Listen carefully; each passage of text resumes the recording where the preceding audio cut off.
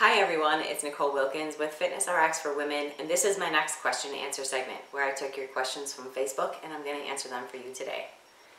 The first question I have is, how do you balance cardio and weight training? I've heard conflicting information on cardio before and after leg day and how many times per week you should add it.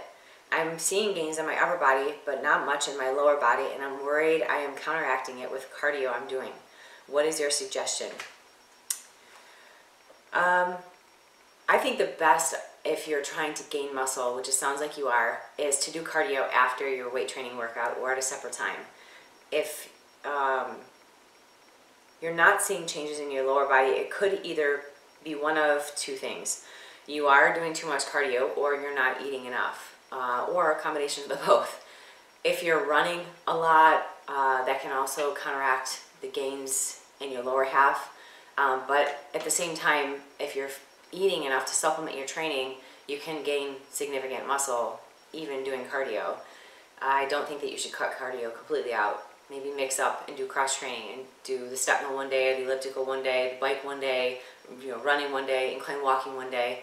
And if you feel like it's hindering your muscle gain, maybe back down a little bit. I don't know how much you're doing, you didn't indicate it. So the amount of cardio that you should do is varied from person to person. There are some people that can do very minimal amounts, but I also know marathon runners who run hours and still are overweight. So make sure that you're fueling your body with the proper nutrients and enough calories to supplement your training first and foremost. And there's no problem doing cardio on leg day. The next question is, I'm wondering why it is best to do weights before cardio and not the other way around. Well, this I answered in the first question, I think. It really depends on what your goal is. If you're looking to increase the speed of your run, or if you're looking to increase the cardio, your cardiovascular, there's no problem doing cardio first. For myself, and if your goal is to gain muscle and put your energy into your weight training, do that first, because I know from personal experience doing cardio first before weight training, my strength suffers in my lift. I like to do cardio at a completely separate time. That way I have energy for both, I can push hard on both, and I like to do weight training later in the afternoon after I've had a few meals in me so that I have some fuel to push into my workout. So hopefully that helps. Hi Nicole, is it a good idea to cut out the complex carbs when trying to lose body fat and then resume once the desired weight is reached? I've read that those carbs are needed to help muscle growth when lifting.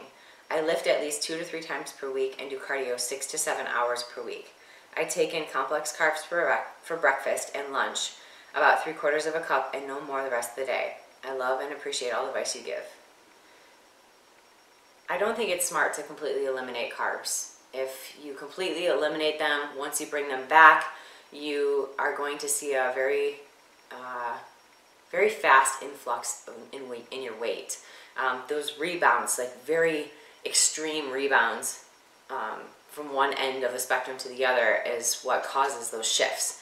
So your nutrition should go like this, increasing and decreasing your macros and your calories as your body progresses, depending on what your goal is. If you are looking to lose some body fat and lose weight, then your calories are going to decrease, and traditionally those decreases come from your energy sources, your fats and your carbs.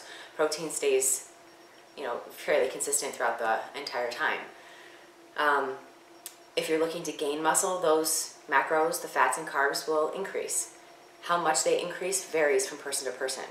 How much muscle you have, how hard and how long you're training, how long you've been training, how easily you put muscle on. All those factors, how fast your metabolism is, play a huge role. If your goal is to gain muscle, in my opinion, I don't think that you're lifting enough. 2 to 3 times per week really is more for like maintenance. It's not for muscle gain. I would increase that to 4 to 5 times per week and spend more time doing that than you do with your cardio. The next question is, to eat or not to eat before my morning workout? I have always eaten breakfast before my morning workout, but recently I've heard that to burn more body fat, it's best not to eat breakfast at all. Is this healthy to do if I'm weight training and doing high intensity cardio daily? I don't think that if you're just doing cardio, it's fine to do it fasted, unless you get lightheaded and you have zero energy. If you're weight training, definitely eat something. You've got to have something to push into your muscle when you're training. I would lose it halfway through if I didn't have any fuel.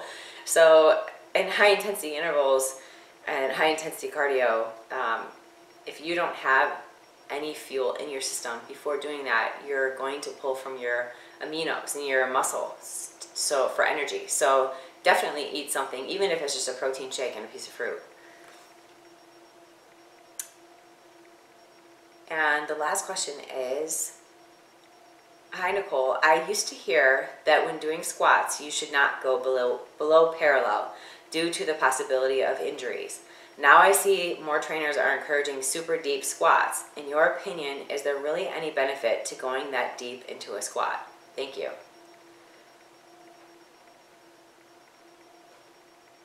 As a person who has had 2 knee surgeries myself, form is key. It's the most important. Before loading up the bar with as much weight as you possibly can, you've got to make sure that you have the fundamentals down. When doing a squat, you want to make sure that your heels stay on the floor, so your weight should not be on the ball of your feet. You want to stick your butt back so that your knees don't go over your toes. You want to slightly arch the back, so you want to tip your pelvis forward. Lift your chest up so you have a slight arch in the back, and then breathe in before you squat down. So that way when you squat back up, you breathe out. It keeps your core stabilized, it keeps everything tight.